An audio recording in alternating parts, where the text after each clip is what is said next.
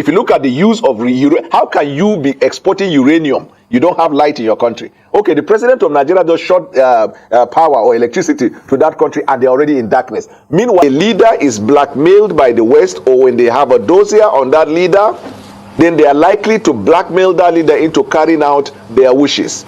Nigerians are already asking questions like, why is our president so interested in the ongoing coup happening in Niger Republic, neglecting the challenges that we are facing as a country?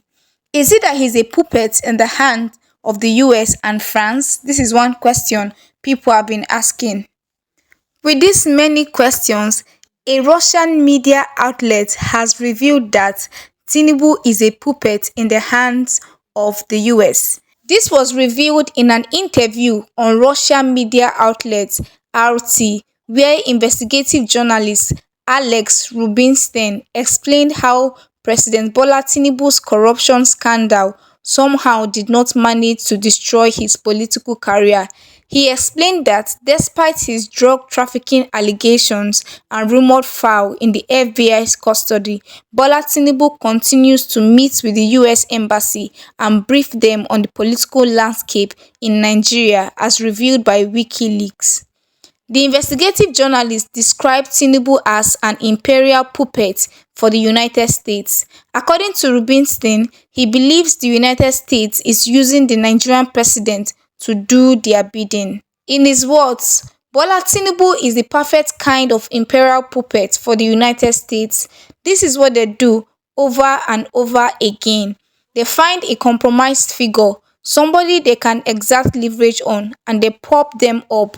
And the second they become no longer useful, they go after them, get rid of them, put them in jail, or have them taken out. So what is going on in Nigeria right now and in West Africa is that he is the perfect person for the United States because they can make him do whatever they want. Guys, watch this video also where a political analyst and a lawyer speaks more about this. What happened that Ecowas is in at the moment? As we speak up till today, the American government has not designated what happened in Niger as a military coup. Because if it did, the US government is expected by their law to cease all military assistance, technical support, and diplomatic relationship. The French government has not taken any measure comparable or commensurable to what Ecowas is in discussion with. You see, the problem we have with Ecowas, I think, is diplomacy. That is the problem that ECOWAS has. ECOWAS rolled out their threat before ever initiating the role of diplomacy. Now, there are facts that ECOWAS must live by, must come to terms with. Number one is that the Niger military junta will not bow to their threats and sanctions because it appears they have moved on. Even their president, the ousted president, was allegedly, reported as having signed his resignation and has gone home. Number two, the military strike may cause a complex situation that may escalate to what we call the Africa Spring. Remember the Arab Spring. And if that happens, then even the leaders of ECOWAS states themselves might be removed from power. Number three is that diplomacy, not grandstanding, is the only option to return to democracy in Niger. And very importantly, even the process that will lead up to the return to civil rule may last up to a year and a half because it will require the conduct of election. And if you want to know how long it will take, all you need is just to ask our Nigeria's INEC. Africa must reset relationships with the West for mutual and shared benefits. The idea of a puppet relationship will not be accepted by the civil populace in Africa. The political leaders and public officers must be accountable to their people. They must conduct elections that will reflect the wishes of the people, while the respect of the right of minority is protected. Here is where the problem is. There is a loss of confidence by the civil populace in Africa, even on their leadership. Which is why, for example, when you come to Nigeria and you look at the head of the ECOWAS, the president, he is leading and no one is following. He appears not to have the constitutional backing to engage militarily in Nigeria or using the Nigerian armed forces. If you look at Section 5, it is quite clear.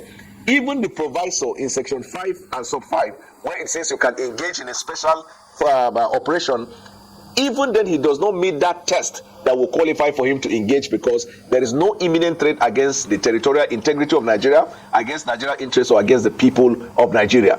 He also does not seem to enjoy the popular support of the people to engage. There is no part of Nigeria at the moment you talk to people and environment that you will get the support of the people to engage militarily. If you go to Lagos as we speak and you take a poll to ask, that is the constituency where the president comes from, whether they will support a military engagement, I'm telling you, you will find that majority of the people will not support. So the question to ask is, what brief is Mr. President holding? Whose brief is Mr. President holding? And that is why ECOWAS is in a logjam at the moment, having flip-flop in their policies, having failed. In fact, this is even where the danger is. Even these sanctions that they are placing on Niger without engaging diplomatically, at the end of the day, the whole attempt is to make sure that the Nigerian, people, feel that the military junta is not a legitimate government, and then they will react against the government. There are theories that said that also may be counterproductive, because every single citizen of Niger at the moment appear to support the military junta because of the dissatisfaction about the West and the influence on their democratic leaders. So the bad side of it is that you might think the sanction is going to press them hard and make him unpopular, and they may convert that into renewed energy to engage against West African states. This is why ECOWAS has to be very careful. Well, in response to your theory around sanctions, 11 political activists or political spokespeople in Niger have written a letter to the president saying that the sanctions are actually hard-hitting, and that the civilians in Niger are the ones who are suffering all the hard hit. So it does have an effect, and it does have an impact, and the people are responding, right? But beyond that, I'd like to ask you, with regards to your series of tweets on why we must avoid a war with Niger, where you say that this particular war is actually between NATO and Russia, and that Africa should not try to come, or ECOWAS should not try to come in between or come into the big boys' fight. Can you expound on that, please? So this is my feeling. ECOWAS is being tempted into throwing their dogs in a fight. If you look at what is happening in Niger, it appears to be the Champions League final of what is happening at the moment in Ukraine between Russia and the NATO. Interest. Now, one of the national security interests of a country is the territorial integrity, but one of the foreign policy of every country is national interest, which is why if you look at most parts of Africa, you see military base disguised in form of assisting militarily, but in actual fact protecting natural resources in those areas. Even if you come to the Lake Chad Basin in Nigeria, you will look at that. Now, what happened in Niger is a bloodless coup. There is an uncoded principles, even in coup, that where a coup is bloodless, you don't resolve it by blood. So where lies the threat of NATO, of ECOWAS? ECOWAS appear to be, and this is one of the problems we have in Africa, where when a leader is blackmailed by the West, or when they have a dossier on that leader, then they are likely to blackmail that leader into carrying out their wishes. There is no imminent threat against any ECOWAS state. What happened in Niger? No imminent threat. Usually, before you can come militarily, or before you can take measures or action that will be considered as severe, is where the action or where the conduct in that state poses imminent threat to the neighbors. Now, it was a bloodless coup. Nobody was killed. They have even gone ahead to form government. The United States of America, as we speak today, is engaging with them diplomatically, recognizing the existence and the operations of the leader of Niger. Now, NATO as a whole have member states. The interest in Niger is largely benefiting the NATO members. Recently, if you look at the dissatisfaction in Africa, most of the leaders in Africa, especially in places where there are military takeover, it is born out of this feeling that those civilian heads of state are puppet to the West. And so military are taking over. That is not supported, and I will not be the one here supporting that. But in actual fact, if you look at the engagement of members of these countries that are having military takeovers, you see that their relationship with Russia is deepening. You see that commitment that Russia is giving to them is deepening. In fact, even if you look at it from the larger point of, was it not African leaders that recently visited St. Petersburg, and they were given a forgiveness of about $200 billion? There is a cautious relationship, or there is a flirtatious relationship between Russia and the people in Africa. And I think that the leader of Russia is having a feeling that in order for him to properly fund the war in Russia, there is need for him to have and acquire resources in Africa, or to destabilize their focus in Africa, so that way they will be distracted from what is happening in Ukraine. So, and African leaders should be able to look at this from the point of view of Africa interest, because any shooting of a gun in Niger might not only affect the Sahel, but in the entire Africa might be affected, because you will see a ripples effect and a reaction from the people. And that is the reason why I feel that the Champions League final between NATO and Russia that they are planning to host in Africa should be avoided by the members of the Ecowas. In all of this, there's been a pushback in Niger. So some local rebel groups are beginning to say, we'll fight for Bazoum. What are the implications? So this is the problem I have with the West, because there is also a theory that the West is funding or they are engineering the rebel group, which of course, if you understand a little bit of intelligence, you will know that this is in the textbook. Oftentimes, because of certain diplomatic bottleneck, they will not engage militarily direct, even though they have their bases around these places. What they will do is that they will identify rebel groups, even the civil society that Ayo talked about, that wrote a letter to the president saying we are hurting, we are feeling and all that. Come to Nigeria and go to Lake Chad and to Borno State and look at most of the NGOs that are operating there. Most of them are intelligence collectors for certain interests in the West. And so when you see them reacting like that, it is seen most of the times as NATO activating the mechanism of using agents that they have on ground to create that sense of dissatisfaction. Nobody in a country will be happy. For example, if you look at Nigeria, are we all happy with what is happening? There is terrible economic situation.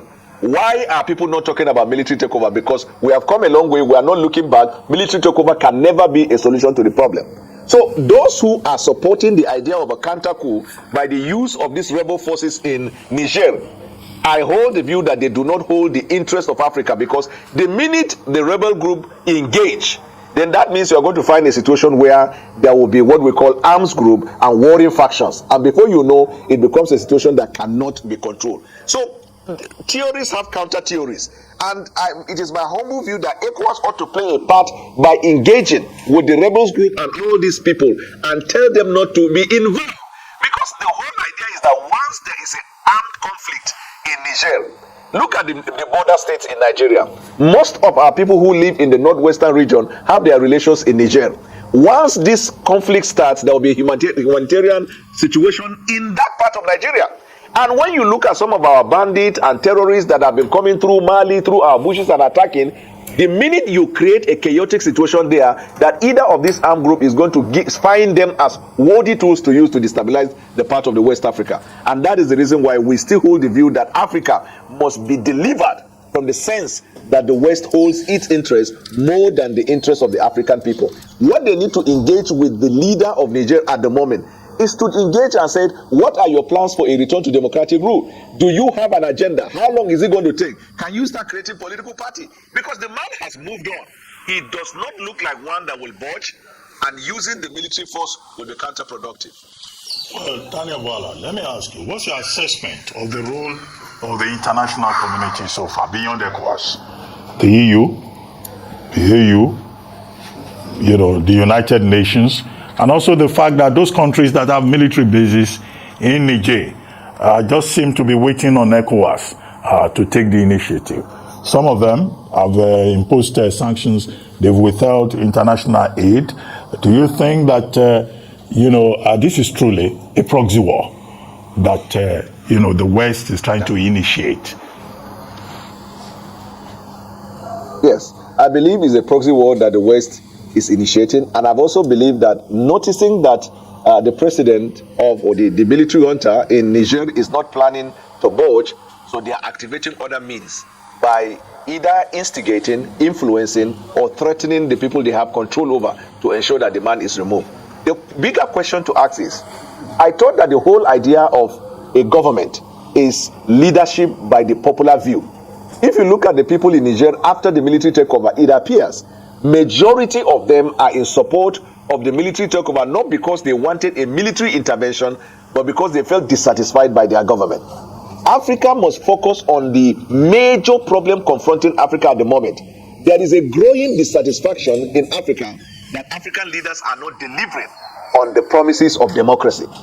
This was how the Arab Spring started, and that's why we keep saying that ECOWAS and African Union must come together. Okay, I give you an example, Dr. Abati. Recently, our girls had a stage with England, the women. They held them up to penalty, and that's the women.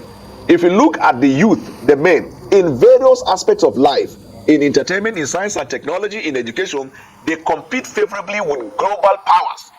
But only when it comes to political leadership, our own leaders appear to be beggars. Every now and then, they travel for quote-unquote summit, cap in hand, begging for support. Sometimes, even the support they crave for can be found in just one or two politicians that have misappropriated the funds in their country.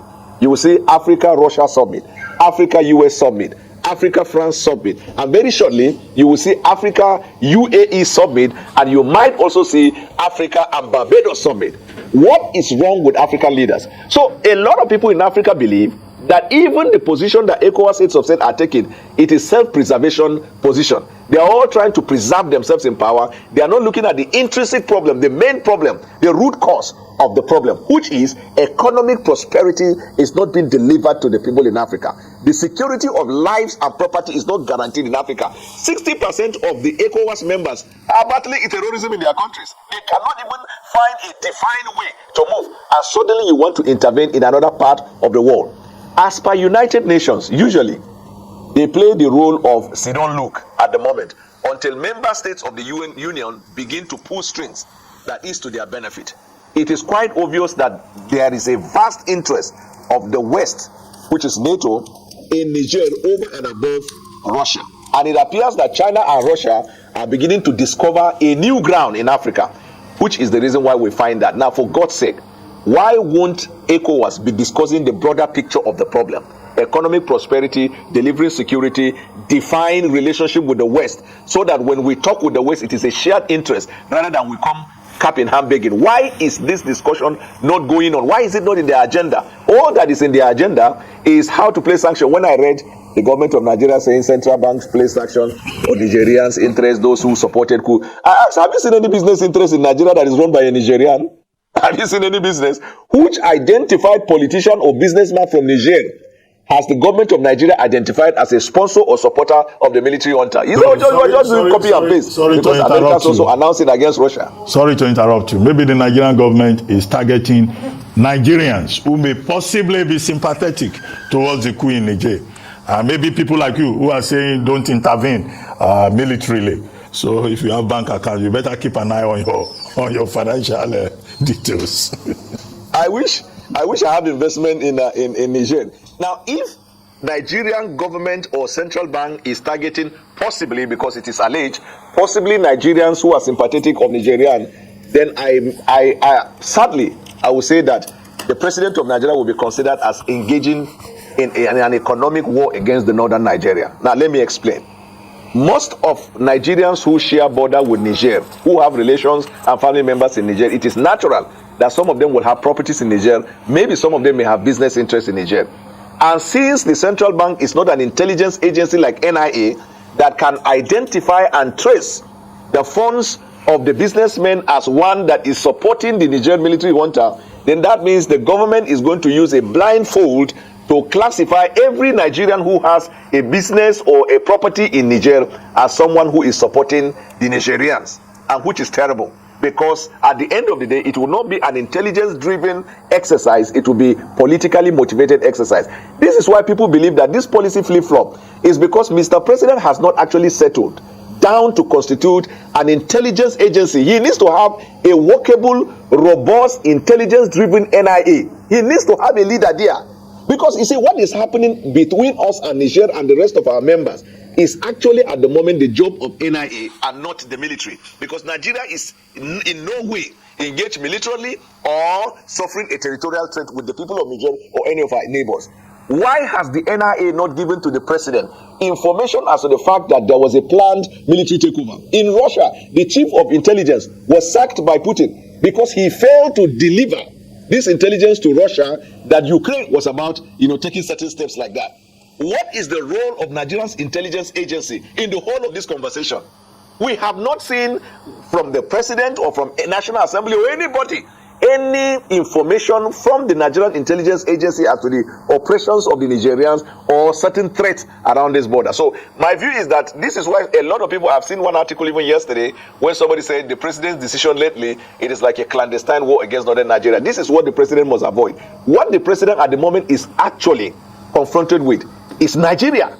If only the president realized the enormous tax, the president would not have even accepted the role of ECOWAS chairs in the first place, because that role, understandably, was actually suggested to two presidents, and all of them declined because their countries didn't have the needed funds to finance ECOWAS. So this is the threat that subsidy removal savings is likely going to use to manage ECOWAS at the moment. Only God knows how much has been expended since this engagement and the meeting with ECOWAS heads of state. I think that either the West use this incident to distract the president from focusing on his primary responsibility, which is the security of lives and the welfare of the Nigerian people. In the last 2 weeks, we have not even talked about the fact that workers' salary, workers can't eat, prices of items are going up. We are focusing on Niger, which has no threat absolutely with the territorial border on the lives and security of the Nigerian people. The president needs to have a new DGNIA. He needs to constitute intelligent platforms in Nigeria and have intelligence collection that is reasonable for the purpose of this. CIA would have been, if it were in America, this is what CIA would have done. In fact, they can even perform special operation which does not require Senate approval and be able to curtail this problem. But have we had anything like that from the CIA? Like from the NIA? Well, thank you very much. So you asked a very important question, which we'd asked earlier in different ways. I believe it was partially rhetorical when you asked, what is the problem with African leaders or African leadership? Because when you look at the Niger situation and the coups in the last 3 years in West Africa, you would see issues around leadership and an agitation for better leadership. So that's a question that we'll continue to answer, and perhaps we'll find a solution and get it right in Africa. But let me ask you a question with regards to the 1 year transition period that is speculated to perhaps would be requested by the coupists in Niger. And would you go for that in the area of dialogue and diplomacy, or would you rather, in terms of recommendations on the table this later today when the ECOWAS heads of state and government meet, should they give the Niger coupists a 1 year transition period? Or, as has also been said, as has also been said, this could also be a leeway for continuous, for a continuous military rule in Niger, as we've seen in Mali, as we've seen in Burkina Faso. 1 year becomes 2 years, 3 years, and then they stay put without a transition to democratic government. So the unfortunate thing about military intervention is that once it happens, your first option is diplomacy, your second is diplomacy, your third and fourth diplomacy, and then the last one, hard sanctions. Diplomacy means engaging. What are you up to? Why did you take over? They will tell you why they took over the government. What do you intend to do? They will tell you what they intend to do. This is the position of ECOWAS. So how do we meet at some point? Because this country must have a military leadership. And then they will tell you that our lack of confidence is actually with this leader because we believe he has entered relationship with the West. He has committed our resources to the West. He has done that, or he has violated the rights of our people, and we need to reset. And then he will tell you, okay, I need 6 months. You can say you need 3 months, or he say I need 2 years. You say no, 1.5 years. But realistically, the only path to return to civilian rule in Niger at the moment is a timetable for the conduct of election. The idea, we give you 7 days to leave that place. Even America cannot do that. And America has not done that. Because one, there are issues of territorial integrity. Where lies the power of ECOWAS to determine the rights of the people of Niger? Right? What is have they killed anybody? They didn't even kill the leader. It's an unfortunate situation, like I said, and I'll keep saying that military intervention can never be a solution in any part of Africa. But where the people are helpless, where the government is not giving a direction to the people, one of the cardinal roles of the military, if there is any institution in any country that preserves the entity and existence of that country, is the military. The reason America is the strongest country in the world is not because of their economy, it's because of their military might. That's why their defense budget is strong. They hold up the integrity. Where the ball players have misruled, it needs the military to redirect. Usually in diplomacy, you need other diplomatic leaders to engage. And where all else fails, before you see that. So the timetable, I think that ECOWAS should be realistic with the leader of Niger and said, give us a timetable for the conduct of election and return to civil rule. And let them keep having that negotiation along that line. If he gives a time that is longer, they can bring it closer. They can also bring them. And then the core issue will be, if you're conducting election to return, will Bazoum take part? It appears that the juntas will not want a situation where Bazoum will have to go back because they will believe that the West will still finance or fund him or support him to come back to power. So he might say that the process that will lead up to the return to civilian rule will be one that excludes Bazoum. They might even identify people in their country based on their own local intelligence to say these ones are being influenced by the West and we think they will not be a part of this process. And if you think that is wrong, then you can engage until you streamline and come to terms with them. That is negotiation, that is diplomacy. And that is the only path that will work. That's why the American government sent an envoy to go and meet with them. Even then, they denied access to that American high delegation to meet with the leader. And American government is not sending the F-18 and F-16. Then our own brothers are in the neighbors. This initiative that has been of great support to Nigeria, suddenly you say in 7 days you are going to go and take over the government there. Only that I would like to challenge you on what you said, that the might of every nation is based on the military. I'm sure if you remember the conversation between Jean Law and I think it was Louis XVI about l'état c'est moi and l'économie c'est moi. And the man that said he owned the economy had the last laugh. And with the might of the American military, you know they couldn't beat the Viet Congs. It was no victor, no vanquish in Vietnam. And you remember? So when we talk about the might of military, let's also talk about the economy. And that's why I want to segue to conversation on the economy of Niger. Daniel Bola, how can the Nigerians enjoy the fruit of the land? Because all of this squabble is because Niger has uranium, they have oil, but they live in abject poverty. How can they enjoy the fruit of their land?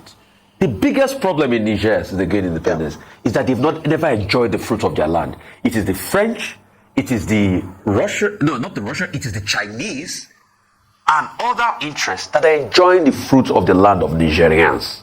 How can an economy with so much uranium just be doing about 2.5 billion, and most of those money is even aid, not their own money that comes from the fruit of their land? And I also want you to talk about the interest of China in all of this, because China is quiet, but they've got good, big interest in this area. Right. I agree with you in the first part that economy determines military strength, because you have to have a strong enough economy to be able to fund the military. And that's why America is strong. So they are intertwined. Now, with respect to the Niger and their economy, and the fact that the impact of economy is not seen in the people, there are theories that will tell you most of the Francophone countries, that is the problem they encounter. If you make a call, it has to be routed through France. If you send a letter, it has to go through France. Virtually everything you do has to go through France before it comes back to the Francophone countries. That way, you're breaking down the income and resources and revenue that is being generated for the people. Secondly, their system of indirect, is it indirect or direct rule? That the system of governance is one that cherry picks key people in those countries and finance them and make them bourgeois, leaving the greater population in poverty. Now, otherwise, you would have thought that if you look at England and Nigeria, you look at US and some of the places of their interest, and you look at the France and the Francophone countries, and you look at the way they work, every one of them is believed to be taking advantage of the African states. But if you measure them against equitable principles, you will see that the Francophone have not been fair to the French-speaking countries in Africa. If you look at the use of how can you be exporting uranium? You don't have light in your country. Okay, the president of Nigeria just shot power or electricity to that country and they're already in darkness. Meanwhile, they have the natural resources that will power that country for the next 100 years without blink. That is point number one. Number two, if you place that in contradistinction with China and Russia, historically, especially Russia, historically, doing business with Russia has been more equitable with Africa. You know, Africans and Russia have been more equitable than with the West. Is there a possibility for a reset? Of course, for sure. Is Russian government doing, lowering the standards so he can buy up Africans? It might be possible. What about China? Look at all that China is busy doing. While the part of the West are giving loan, China started by giving, grants, helping the countries, and then comes with loan. So there is an interest from different parts of the world, but that of Russia and China, as of today, based on assessment, appear to be more beneficial to the African states. And that is why they are tilting towards Russia and China more than the West, because the West have been there. How can Nigeria, in Nigeria, for example, you want to go to England to study, look at the tuition fee. Even when you go and you study, they tell you have 18 months to work and then you come back to your country. A relationship that has lasted for how long? But if you put that in contradistinction with some other powers that are showing interest in Africa, they will say, when you go and study, you have the right to stay for the next 5 or 10 years to work. All of these are part of the issues that border on economy. Look at who is controlling our finances. When somebody steals the Nigerian resources and sends it to the US, to the UK, The NCA, National Crimes Agency, would have seen the money leaving Nigeria to UK. They will never intercept it and stop it. When Nigerian government want to repatriate the money, then administrative bottleneck. We do have believed that 25 years or more after Abacha has died, we will still be chasing Abacha money. The same thing with the US. You will see that people are moving the money under their wiretap law and all these things. They can track and trace and stop it, but they will not. To them, let these things come to our economy, because it will boost the economy. But when it has to go out, then we'll bring the issue of extradition law. We'll bring Desani. When Buhari came on board and Buhari wanted Desani to come, they created in England a very, very insignificant reason to keep Desani. They say she's required to attend police station. She went there, they say, okay, admit yourself to bail. And they told the Nigerian government that, okay, based on this, she cannot go. She has to stay here while we investigate in order to keep her away from Nigeria. So all of these things, ECOWAS need to look at it. It's reality, economy. Nothing is working in Africa. And Africa has the capacity to transform itself into a better continent than the West. Why? So introspection, analysis, and resetting of a relationship is key. It's very key. And that is why Russia is coming with all these overtures. He called them to St. Petersburg. He said, I forfeit the 200 billion. In fact, I will send you rice free. In fact, I will open up those places that I blocked for the West so that food will come into your country. And if a man is hungry and you're telling him, I will feed you, I will do this, I forgive you, he's more likely to listen to you than a man is hungry and you're telling him to accept gay right and transgender right before you give him any help. Virtually every help coming to Africa now is tied to certain rights that are not acceptable in our society. These are the things that ECOWAS should be focusing on. Economy. I agree with you, Rufai. They should be focusing. That's why, in fact, the very constitution of that body is economy, and they're engaging in military action. Economic Community of West Africa. Do we have free trade? Is the ease of doing business in West Africa good? You want to fly to Ghana, you are paying the same amount that you would have flown to London. So why won't you go to London and shop? You want to go to Kenya, you need this, you need that, you need that. You see Nigerians in Kenya at the immigration being treated as if they are animals.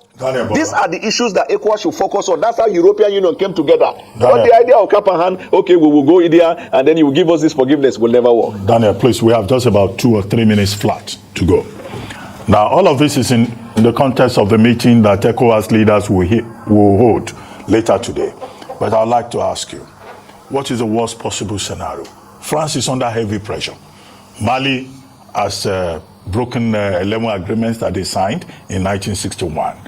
Burkina Faso has also cancelled the double taxation rule that they have in relation with France. So France can get desperate because it's losing its hold on those francophone countries. The US, Victoria Nuland, going back to the US, having been snubbed, is also saying the US may not rule out military intervention. So even if the ECOWAS leaders say, well, we'll pursue diplomacy, is it possible that France and the US and the Western allies can go in and save or protect the interests of their friend who has been displaced? And what will be the implications for us?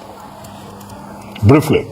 Under international law of war and peace, no foreign nation has the right to invade another country militarily without a cause. Some of the causes are, and this is why if ECOWAS refuse to throw their dogs into the fight, the West will be brought to their knees to renegotiate. This whole idea is about negotiation. The West also does that. If you need to discuss the basis for which you are selling your item, probably you are selling it for 10 naira, now you want to sell it for 30. It is this kind of scenario that should bring all parties on board and let them discuss economic shared interest. Now, this is the worst case scenario, because the only way a territorial integrity can be invaded by the West is when African country is engaged militarily with the other. That is what will activate even some of the laws for Africa Command. They will now say, okay, we have been keeping our bases there in case of armed conflict, so now we want to come in and say, with these countries and they will defend you against the insurgent. If the country say we don't need you, you still cannot come in. So best case scenario is this is the time to renegotiate the basis for shared interest. Worst case scenario is that either ECOWAS will be compelled to go in and it will create crisis in Africa, and then these people will scramble for the resources, or if ECOWAS refuse, then these ways will be forced to negotiate. Okay, except that we don't have more time, but you know that we have seen countries ignoring UN resolutions, acting unilaterally, and just defying orders in Iraq, in Libya. Nigerians are already asking questions like, why is our president so interested in the ongoing coup happening in Niger Republic, neglecting the challenges that we are facing as a country? Is it that he's a puppet in the hand of the US and France? This is one question people have been asking. With these many questions, a Russian media outlet has revealed that Tinubu is a puppet in the hands of the US. This was revealed in an interview on Russian media outlet RT, where investigative journalist Alex Rubinstein explained how President Bola Tinubu's corruption scandal somehow did not manage to destroy his political career. He explained that despite his drug trafficking allegations and rumored foul in the FBI's custody, Bola Tinubu continues to meet with the US Embassy and brief them on the political landscape in Nigeria, as revealed by WikiLeaks. The investigative journalist described Tinubu as an imperial puppet for the United States. According to Rubinstein, he believes the United States is using the Nigerian president to do their bidding. In his words, Bola Tinubu is the perfect kind of imperial puppet for the United States. This is what they do over and over again. They find a compromised figure, somebody they can exert leverage on, and they prop them up. And the second they become no longer useful, they go after them, get rid of them, put them in jail, or have them taken out. So what is going on in Nigeria right now and in West Africa is that he is the perfect person for the United States because they can make him do whatever they want. Guys, watch this video also where a political analyst and a lawyer speaks more about this. What happened in Niger is a bloodless coup. There is an uncoded principles, even in coup, that where a coup is bloodless, you don't resolve it by blood. So where lies the threat of NATO, of Ecowas? Ecowas appear to be, and this is one of the problems we have in Africa, where when a leader is blackmailed by the West, or when they have a dossier on that leader, then they are likely to blackmail that leader into carrying out their wishes. There is no imminent threat against any ECOWAS state. What happened in Niger? No imminent threat. Usually, before you can come militarily or before you can take measures or action that will be considered as severe, is where the action or where the conduct in that state poses imminent threat to the neighbors. Now, it was a bloodless coup. Nobody was killed. They have even gone ahead to form government. The United States of America, as we speak today, is engaging with them diplomatically, recognizing the existence and the operations of the leader of Niger. Now, NATO as a whole have member states. The interest in Niger is largely benefiting the NATO members.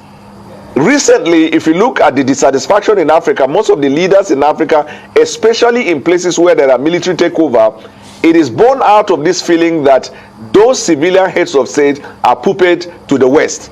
And so military are taking over. That is not supported, and I will not be the one here supporting that.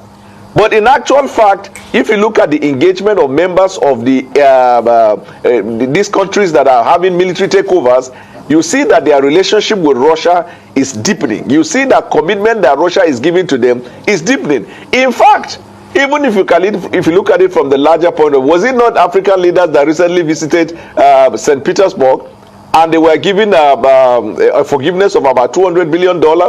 There is a cautious relationship, or there is a flirtatious relationship between Russia and the people in Africa. And I think that the leader of Russia is having a feeling that in order for him to properly fund the war in Russia, there is need for him to have and acquire resources in Africa, or to destabilize their focus in Africa, so that way they will be distracted from what is happening in Ukraine. So, and African leaders should be able to look at this from the point of view of Africa interest, because any shooting of a gun in Niger might not only affect the Sahel, but in the entire Africa might be affected, because you will see a ripples effect and a reaction from the people. And that is the reason why I feel that the Champions League final between NATO and Russia that they are planning to host in Africa should be avoided by the members of the ECOWAS. So